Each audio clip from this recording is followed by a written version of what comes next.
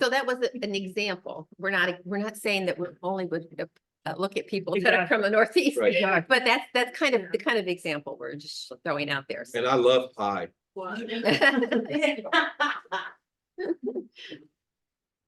haven't had a minister from the Northeast ever, so that.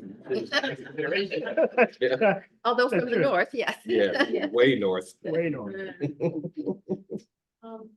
So you're asking like what we think we want? Yes, exactly. Mhm. Well, I think for myself anyway, of course, somebody with, I don't know, I'm kind of searching for the right word, like, a kind of, educational scholarly approach to scripture. And yet, I mean, because I think, well, I don't know, maybe I'm spoiled anyway. Because we've had, certainly with Dale, you can't get any better, in my opinion, but then I don't have that much wide range of experience. But, the church I My came. reputation is on.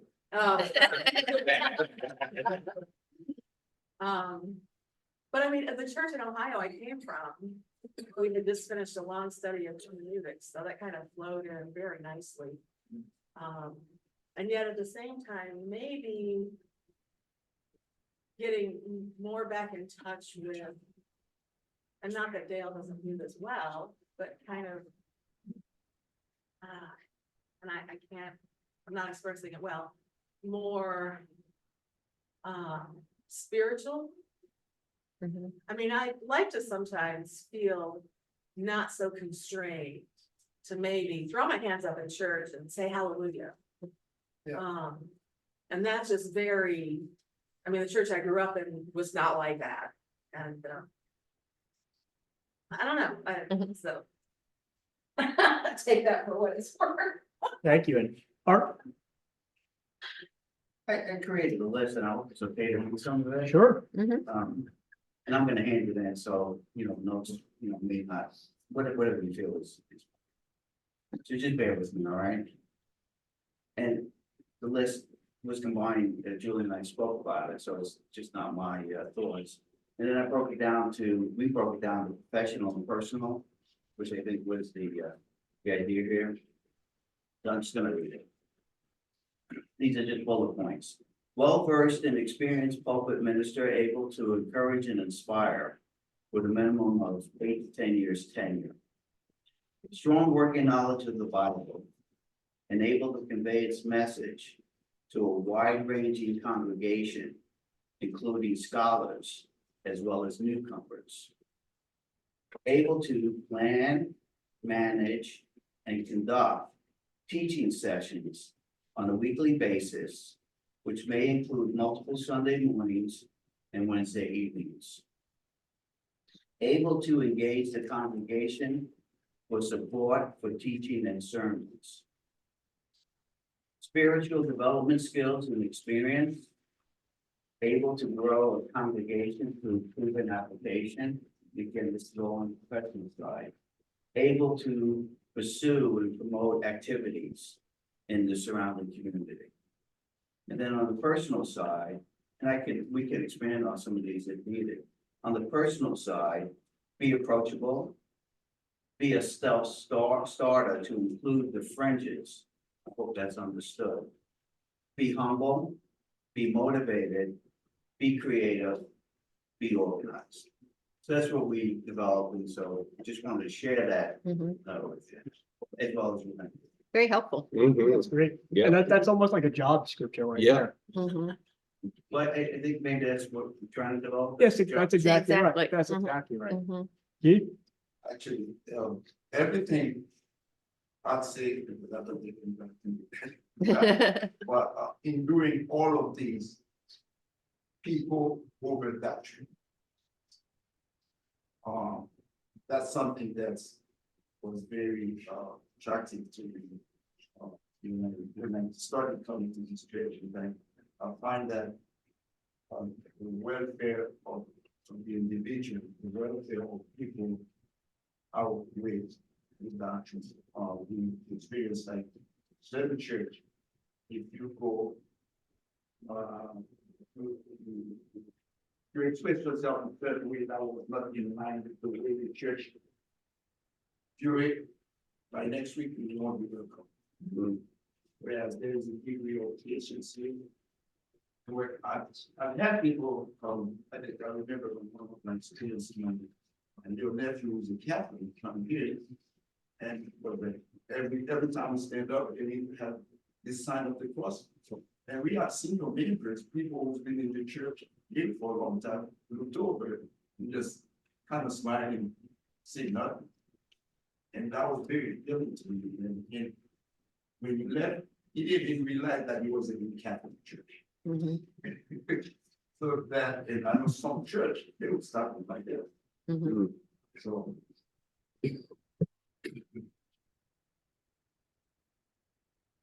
Yes, sir. What? I didn't know she was gonna move the table. Um.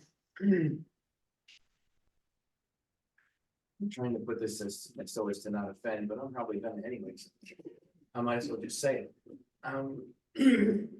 In my humble opinion, we need someone whose people skills are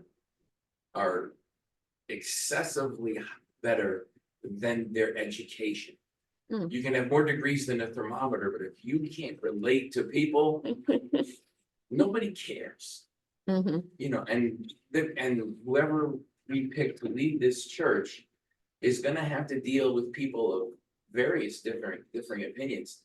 mhm. And regardless of the fact that I have said things that that probably ran contrary to what Dale was trying to teach, Dale didn't go, yeah, okay, fine, you just sit over there Mhm. and be quiet. Mhm. And then, you know, it the encouragement of different viewpoints, that's probably the best way to Mhm. say it. Mhm, mhm. Someone who can encourage different viewpoints without offending or being offended. That makes sense. And in some ways that mirrors what you mentioned just a moment ago about people over And then he doctrine. notes right into. Not that doctrine isn't important, but we have to recognize that people and interacting with people of different backgrounds. I know that in the early conversations, the word diversity came up many times in many different forms, whether it's perspective, whether it's socioeconomic, et cetera, and that's a good illustration of that, Aaron. Thank you. Mhm.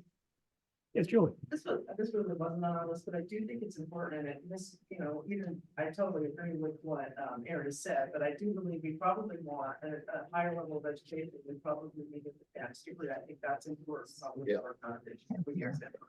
Yeah, putting that, maybe in my conversation, have a dance speaker. Mhm, Of course. mhm.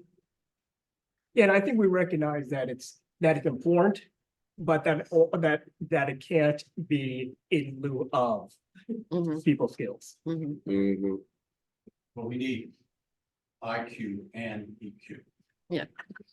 Mhm, You know, there's an interesting, I'll get to you in a minute, Scott. You know, what I tell organizations sometimes is that people often get hired for their IQ, but they get fired for their EQ.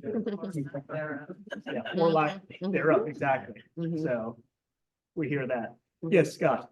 You know, I don't want, I'm not circumventing the responsibility of the elders as their core job and shepherd, but whoever we hire has to have an innate sense of what shepherding is and to be able to do it naturally. Because people naturally come to ministry. You know, a lot of churches call ministers pastors because those people desire to be shepherded by that person. So that it has to be a natural ability. I think you can actually learn to be a good public speaker. You can learn those skills. But if you don't have this innate ability to listen and connect and then shepherd, I don't know. I really don't know if that's something that can be learned. Mhm, I think it's either in someone or it's not. mhm. So. Yes, sir. Yeah, and just building on that, I'm not sure, in some ways, we are putting the right job description, you know, I'm sure it will not be formalized.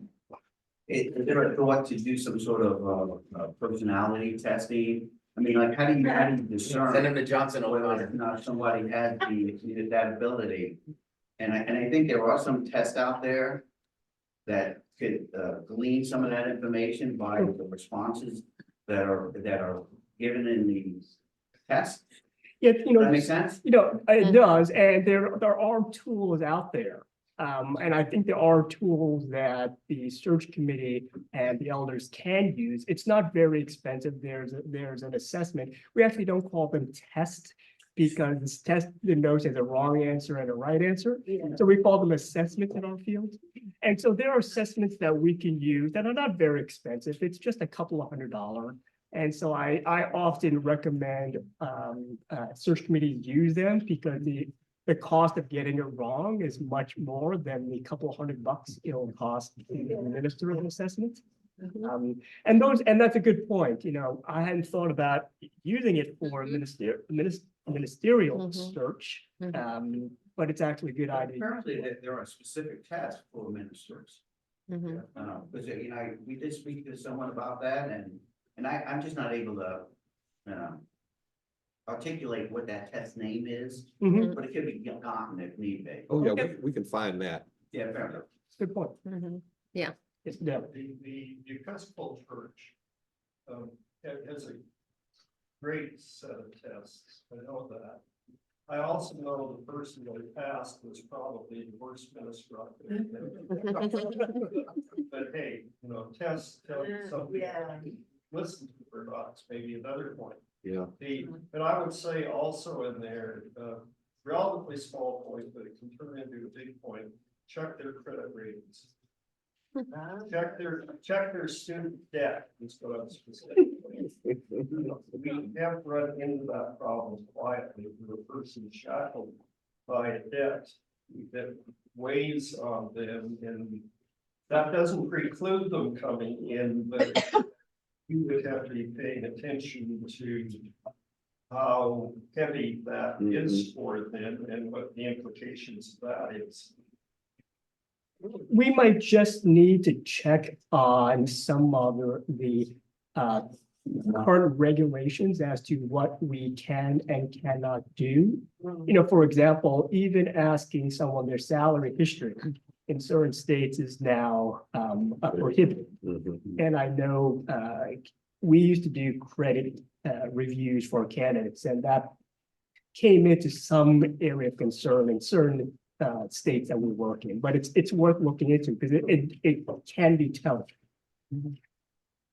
But we actually did check, and we didn't know the significance of it. Now we know the significance of it. It's Scott. On a related point, I think it's useful to observe and see how someone interacts with social media. Because that tells you a lot about, maybe they don't at all, but maybe they do. And are they skilled at mediating, or do they cause contention and division when they interact with social media? That's a good point. Social media has become very much of a double-edged sword. You can share a message very quickly, but that message can be a good message or it can be a bad message very quickly.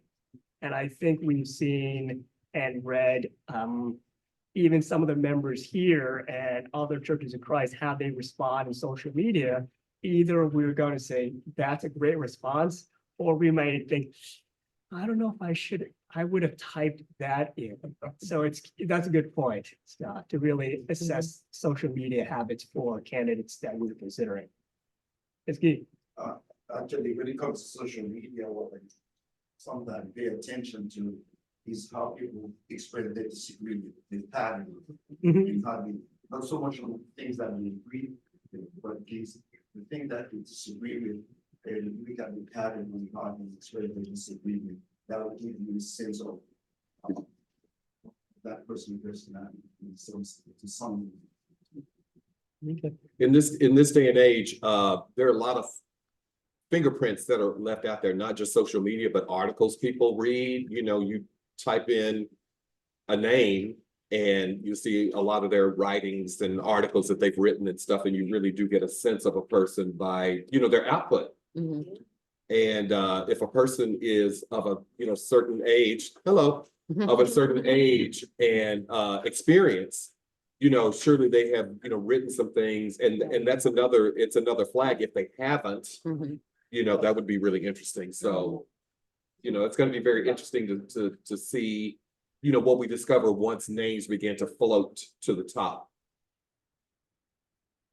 We're probably gonna need to move to the next question, but before we do, is there anything anyone else wants to add in terms of this pie in the sky? Or the corollary to this is if we go through a search, and not if, when we go through the search and a new leader comes on board, is there anything that anyone would say, I have no idea what they were thinking when they brought this person in? What would be that thing that you would say, what were they thinking? I'll take a crack at that, David. Great. The early part of this conversation this morning has really intrigued me. I'm hoping that the next lead minister is someone who, I don't care whether they grew up and are steeped in the culture of the Church of Christ or some other tradition within the Christian church.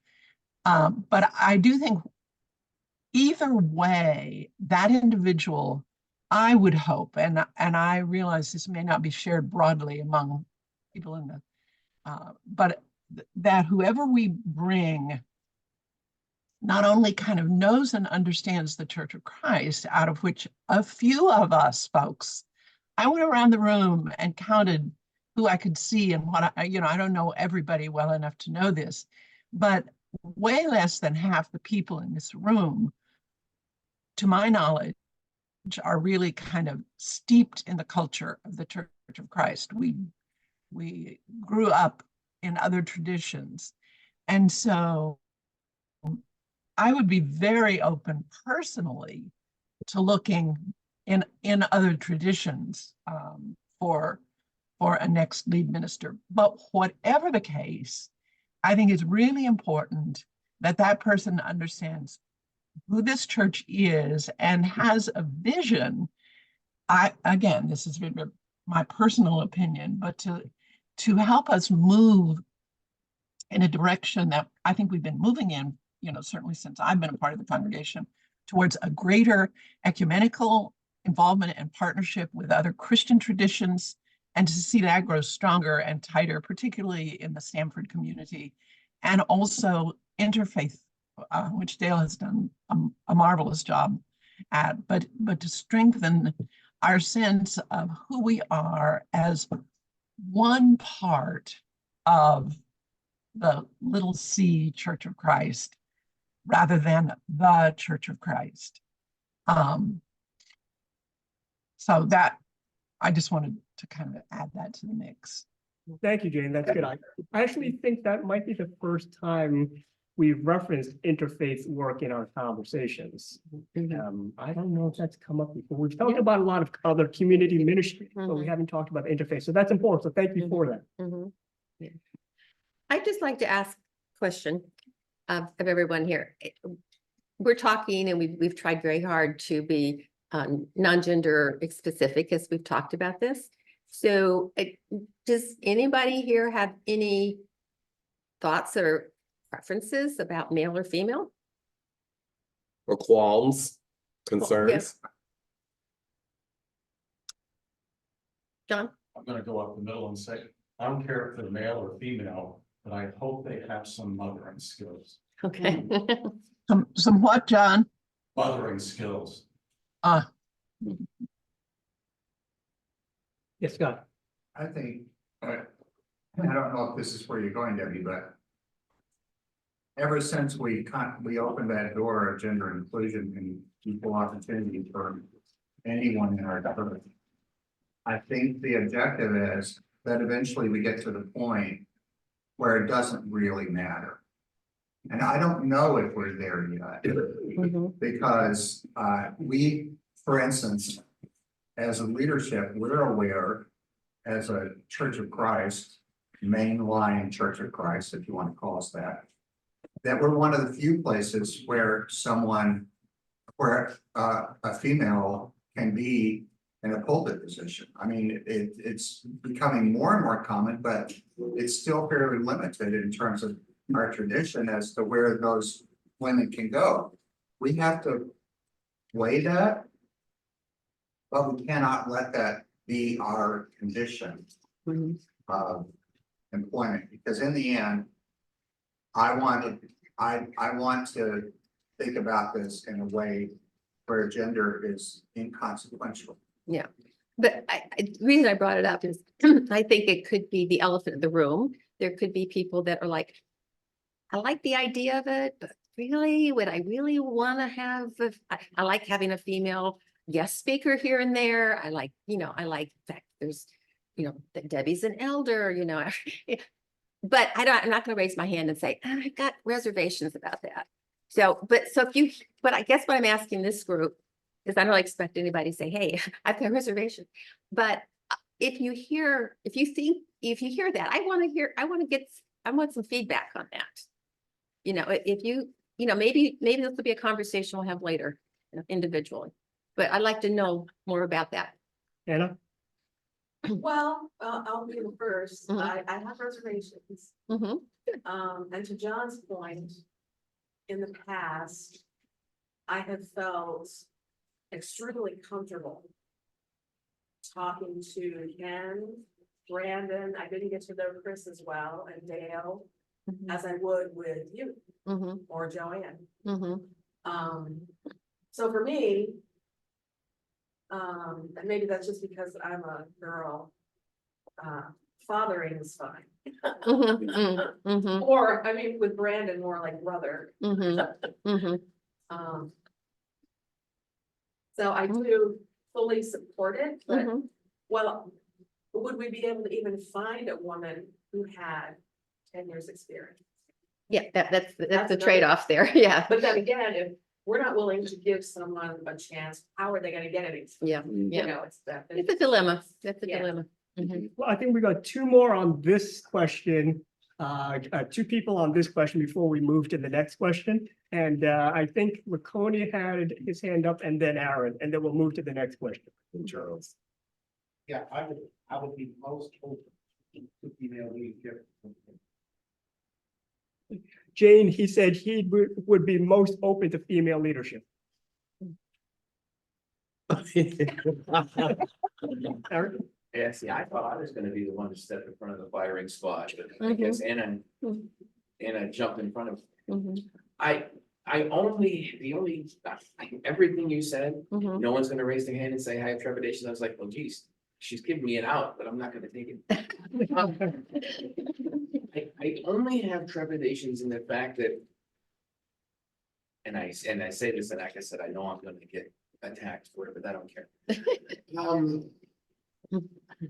The one sort of trial minister we kind of slipped in there Mhm. didn't have the people skills. She had great Bible knowledge. She was a very intelligent person, Mhm. but anyone who disagreed with her, she just kind of went, well, yeah, but you don't know what you're talking about. Not in those words, Mhm. but that was the impression she gave off. Mm. If we don't necessarily need to, if we want to go, if we do find a capable female Mhm. minister, Mhm. doesn't necessarily need to have 10 years of pulpit experience. Mhm. But how about 8 to 10 years of real life experience as opposed to someone who's like in their early 20s and just got out of college? And we go, look, here's an exciting young woman. Let's Mhm. put her behind the pulpit. Mhm. And 2 years later, we're like, okay, we need to find another minister. Mhm. We don't want that to happen again. Absolutely. Mhm. Mhm.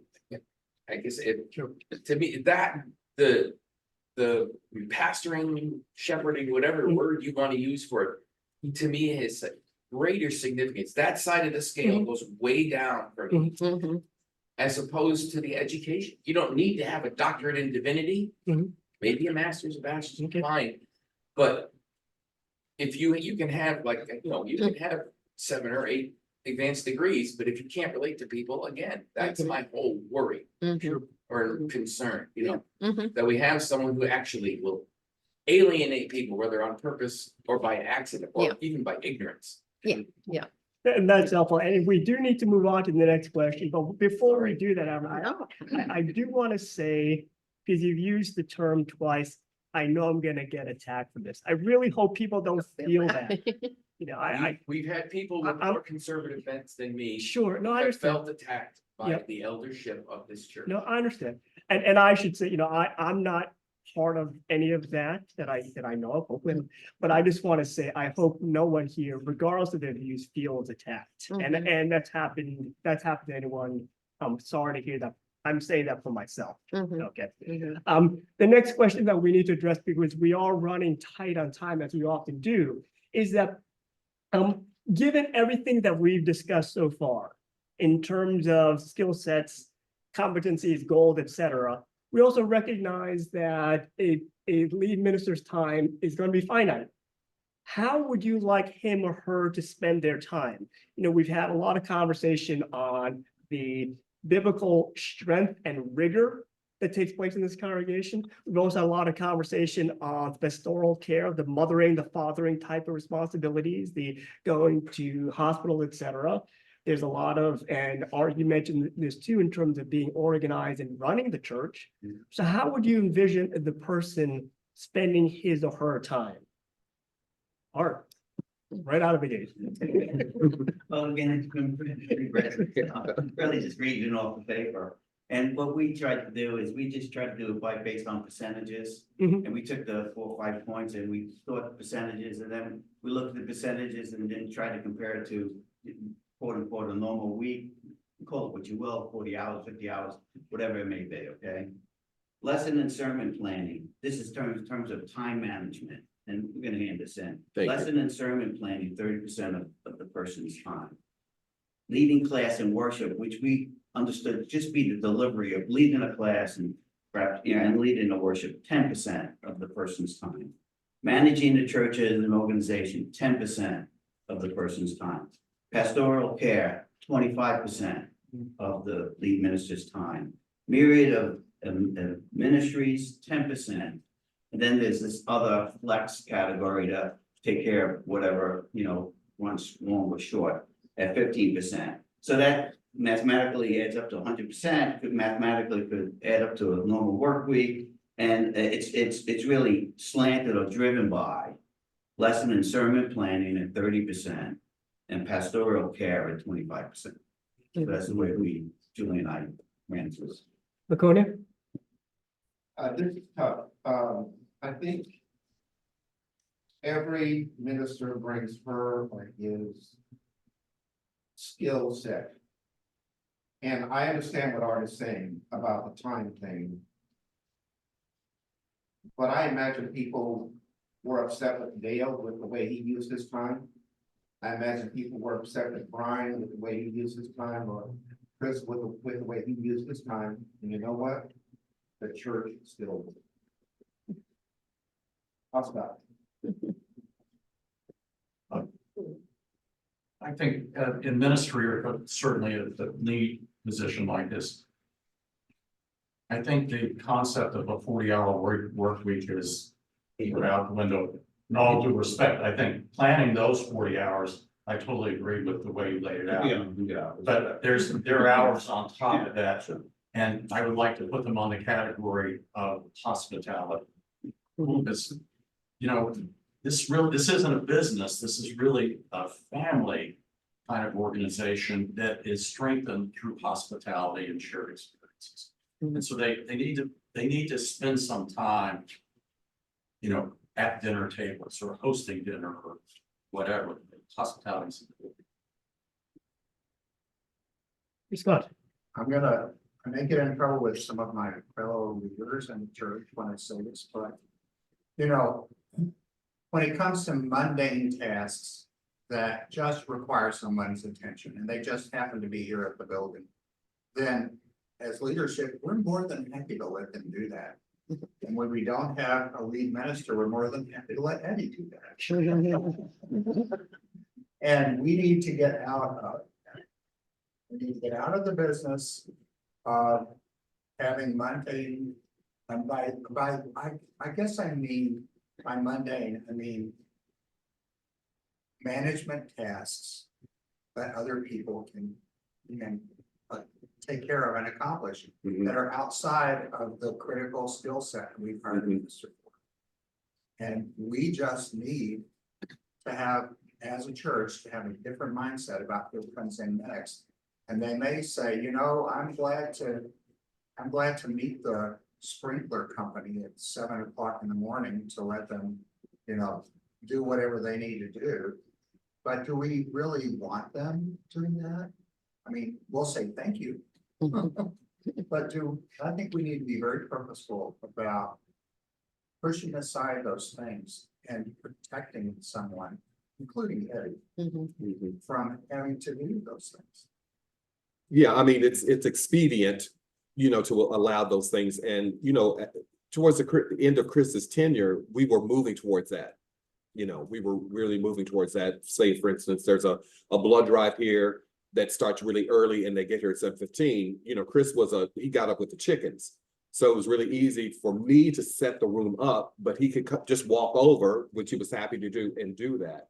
But we were always very mindful of dropping into those patterns because people happen to be here. So, I mean, 2024 is the year that more people will be called on to step up.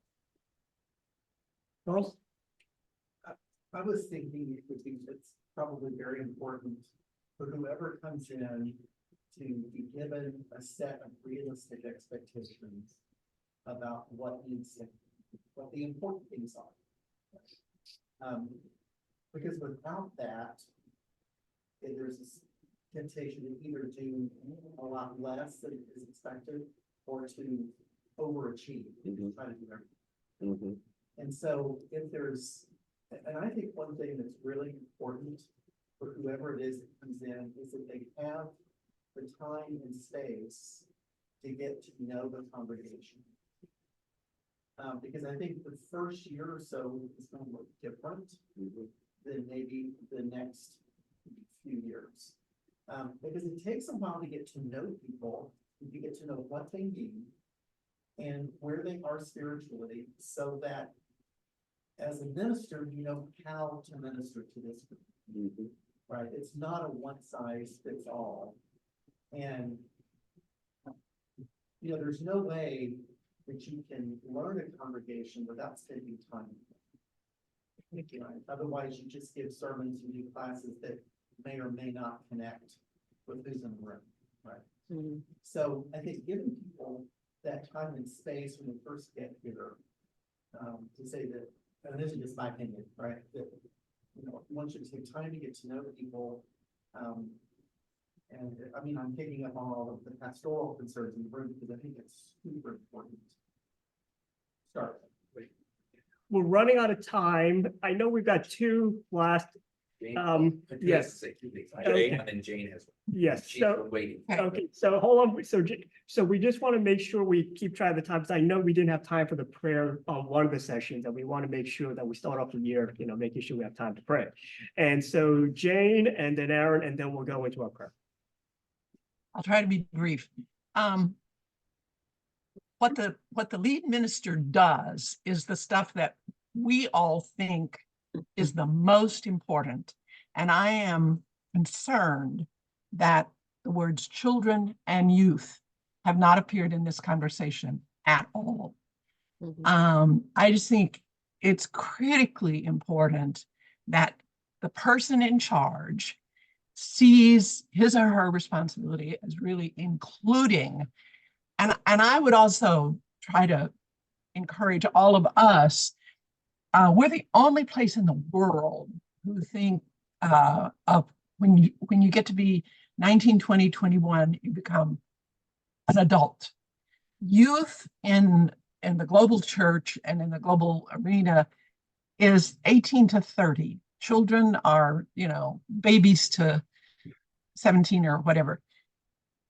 My point is, I just think we have to make that under 30 generation a priority, and more of a priority than has been reflected in the conversation this morning.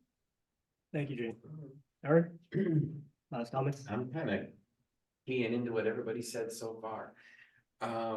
Just maybe another way of saying is I think we should, it's more of what I think the minister shouldn't be doing. We don't want someone who feels the need to micromanage the church. We have, and this has been said in many different euphemisms, we have a deep bench. Mhm. You know, that this person should be willing to let others who are perhaps more skilled take on projects like a blood drive or planning a reception or something like that. You know, someone who doesn't feel the need to micromanage every activity of the church, because that will consume vast amounts of their time. Mhm. Great, Mhm. thank you. I think we've got time now. I don't know who's leading the prayer. You are?